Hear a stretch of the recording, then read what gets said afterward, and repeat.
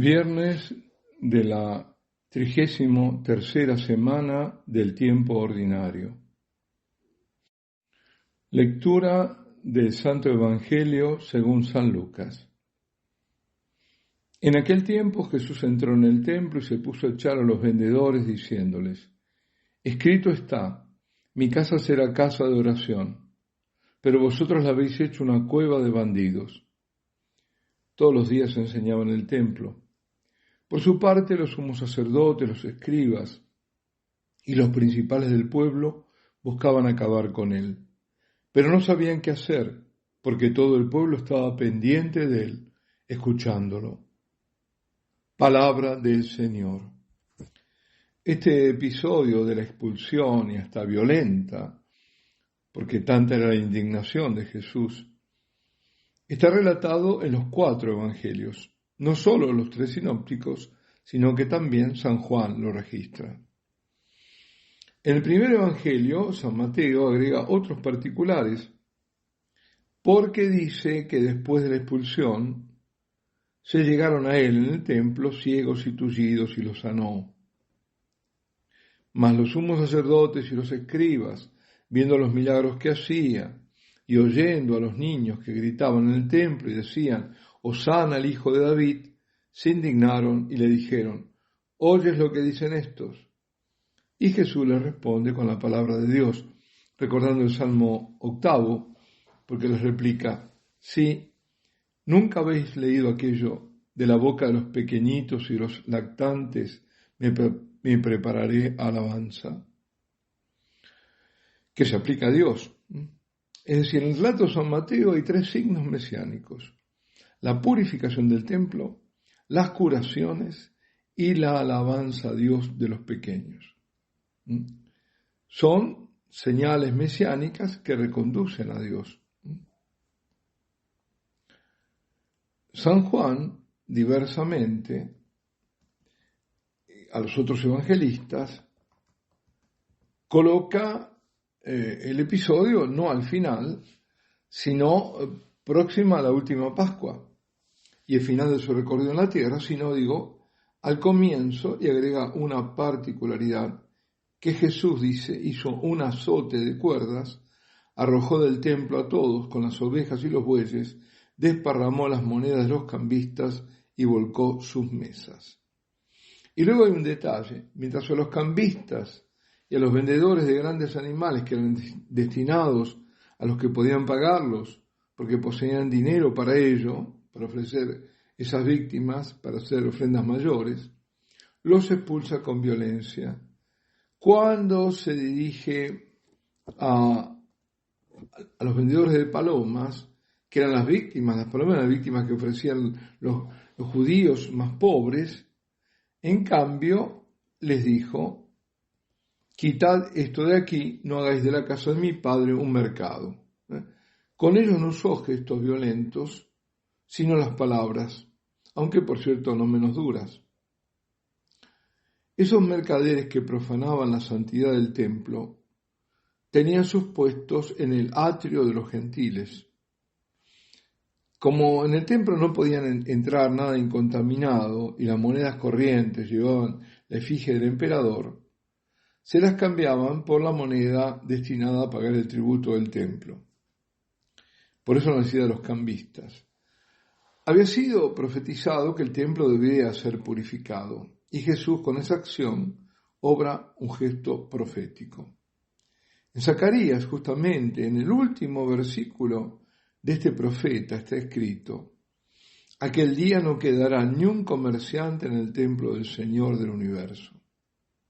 Ese día del Señor es el día de la visita de Jesucristo con la paz, esa visita que Jerusalén rechaza y por cuyo rechazo Jesús llora sobre la ciudad. Pero ese día de su venida en la mansedumbre, montado humildemente sobre un borrico, es figura del otro día, aquel día glorioso y terrible, el día de su venida con poder y en la gloria, cuando restaure todas las cosas. Mi casa será casa de oración. Así lo anuncia Yahvé por boca de Isaías. porque dice, mi casa será llamada casa de oración para todos los pueblos. La ira del Señor, la ira de Dios, iba dirigida no solo a cambistas y mercantes, sino a las mismas autoridades del templo y del pueblo, porque ellos lo permitían, lo alentaban y sacaban también de todo beneficios. Y esos corrompían al pueblo porque la gente veía como normal lo que no lo era. Por más que cambistas y comerciantes no estuvieran dentro del templo, porque como digo, operaban en el patio de los gentiles, siempre era en el ámbito del templo. Se subvertían los términos, porque en lugar de lo sagrado ser preservado de lo profano y mundano, esto último invadía el ámbito sacro y esto era visto como normal. Es así como trabaja el mal, así, como avanza, disfrazándose de normalidad, es decir, ir acostumbrando, buscando volverse costumbre. Fijémonos como ejemplo cómo fue entrando una decepción, un indulto como comulgar en la mano y de pie. Primero en la mano fue lo excepcional, una licencia permitida excepcionalmente para casos también excepcionales. Y luego se fue extendiendo y ya se convirtió en un abuso. Y como lo explica maravillosamente, en realidad ya era un abuso antes. ¿Por qué poner la licencia? Porque estaban tantos, ya había muchos involucrados, y entonces por eso pusieron la licencia. Un abuso que se impone y se hace licencia, una excepción. Y como lo explica maravillosamente bien el siempre recordado Monseñor Laice, que fuera obispo de San Luis en Argentina, el único lugar donde solo se comulgaba en la boca y arrodillado, bueno, si se podía, ¿no? Ya emérito sirvió en el convento San Giovanni Rotondo, porque era capuchino, donde allí santamente falleció. Bueno, él lo explica muy bien toda la historia por la que se fue imponiendo la comunión en la mano. Y dice, fue la historia de desobediencias. Precisamente los que hoy reclaman obediencia y violentan las conciencias de los buenos fieles, obligándoles a comulgar en la mano o nada, pues esos son hijos todos de la desobediencia, como escribía el santo obispo. Primero a Dios decía, y luego los papas que se sucedieron. Porque Pablo VI, por ejemplo, que fue el primero que concedió el indulto, lo hizo pero contra su voluntad, y así lo hizo público. La mayoría de los obispos del mundo, entonces consultados, en época de Pablo VI, se opusieron, pero grande fue la presión de iglesias locales europeas del norte de Europa, que mucho daño han hecho y siguen haciendo, para introducir esa mala práctica, ese gesto vulgar. A mí que no me vengan a decir, no, pero no. Y que nadie sabe cómo es el corazón, y que no vengan con pamplinas, con macanas. No. El gesto, eso no lo cambia nadie, el gesto es un gesto vulgar. Eso no, eso de ir caminando y en la mano, pero ¿qué es eso? Nada tiene y nada dice del santo temor de Dios y de la reverencia debida a la presencia divina en la Eucaristía. Es un gesto vulgar. Totalmente. Tomar el santo cuerpo de nuestro Señor en la mano solo lo pueden hacer quienes tienen manos consagradas para ello. Está bien, si ahora están los ministros, y otro abuso, los ministros extraordinarios de la comunión, es porque hay una licencia, se les permite. Pero tampoco eso. Porque son casos excepcionales. Eso puede ser, bueno, hay un montón de enfermos, la parroquia es grande, extendida, el párroco no puede con todo. Bueno, es una ayuda muy estimable, pero en misas donde ¿qué puede alargar? 1 minuto, 30 segundos, 2 minutos, ¿y qué son? Mejor, porque los que primero comulgaron tienen más tiempo para agradecer, pero no, si llega, al extremo de que no dan la comunión los ministros extraordinarios de la comunión, no de la Eucaristía, no existe tal cosa, ministros extraordinarios de la comunión. No, es que hemos dado vueltas a todas las cosas. Muchos son los motivos por los que nunca debería haberse introducido en el ámbito más sagrado de la Iglesia, la comunión en la mano.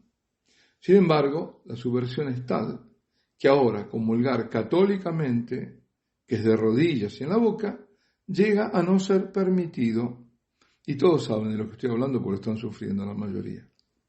Y si para imponer la comunión en la mano antes se esgrimían pretendidos derechos del comunicante que chocaban contra el derecho de Dios, que es ese que importa, de ser reverenciado y adorado, ahora se hace ondear la falsa bandera del cuidado sanitario, falso, y de la obediencia debida a los superiores. Obediencia de los que o son hijos de la desobediencia, y ahora exigen obediencia. No, la cosa es tremenda. La cueva de ladrones es donde se ocultan y refugian los forajidos. Cuando en la casa de Dios se van introduciendo subrepticiamente prácticas profanas en sustitución de las sagradas y se llega al sacrilegio, es porque los que roban lo más sagrado han entrado en ella, en la casa de Dios. Por eso los sacrilegios cometidos cada vez más frecuentemente contra las iglesias, todos los días llegan noticias de sagrarios arrancados, copones y custodias robadas, formas que están pisoteadas, tiradas por ahí, son señal exterior de lo que ocurre dentro, que es peor. Después dice, los sumos sacerdotes, los escribas y los principales del pueblo buscaban acabar con Jesús, pero no sabían qué hacer, porque todo el pueblo estaba pendiente de él, escuchándolo. A Jesús lo admiraban, lo celebraban como el Mesías, en los cantos que le hacían, las alabanzas como el rey. Muy poco después, parte de ese pueblo, si no todo, pero parte, pide que lo crucifiquen. ¿Pero qué pasó? ¿Qué pasó para un cambio tan tremendo? Bueno, el cambio lo produjo todo el mal concentrado en la traición de Judas. Ahí está, ahí empieza todo. Porque lo peor de todo es la traición de uno de los más íntimos. De los otros, de Sanedrín, ¿qué se podía esperar?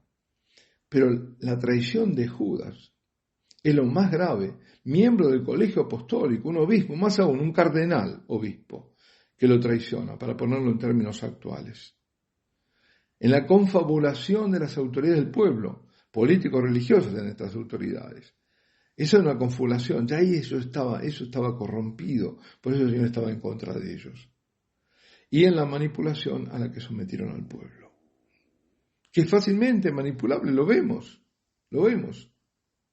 Y por la desilusión de aquellos que imaginaban un rey victorioso y que vieron al final un ecce homo, un Cristo flagelado que Pilato les está presentando como el fracaso.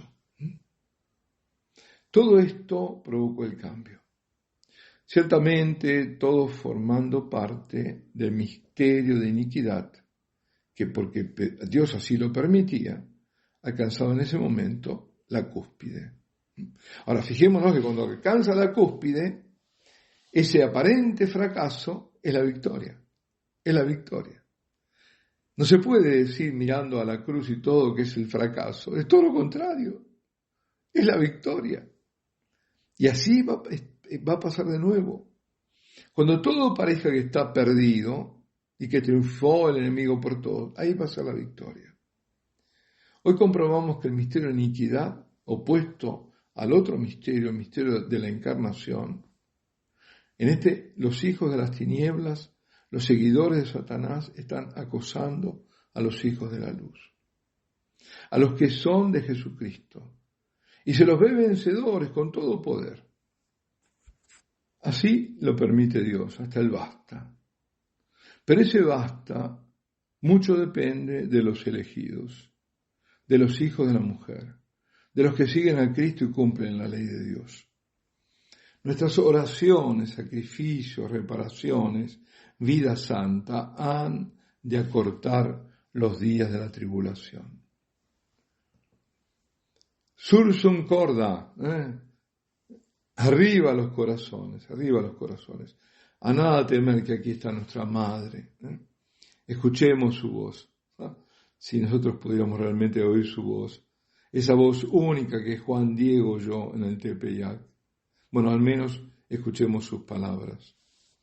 Oye y ten entendido, hijo mío, el más pequeño, que es nada lo que te asusta y aflige. No se turbe tu corazón. No temas esa ni ninguna otra enfermedad o angustia. ¿Acaso no estoy yo aquí, que soy tu madre? ¿No estás bajo mi sombra? ¿No soy tu salud? ¿No estás por ventura en mi regazo? Alabado sea Jesucristo. Ave María Purísima. Y la bendición de Dios Todopoderoso, Padre, Hijo y Espíritu Santo, descienda sobre vosotros y permanezca para siempre.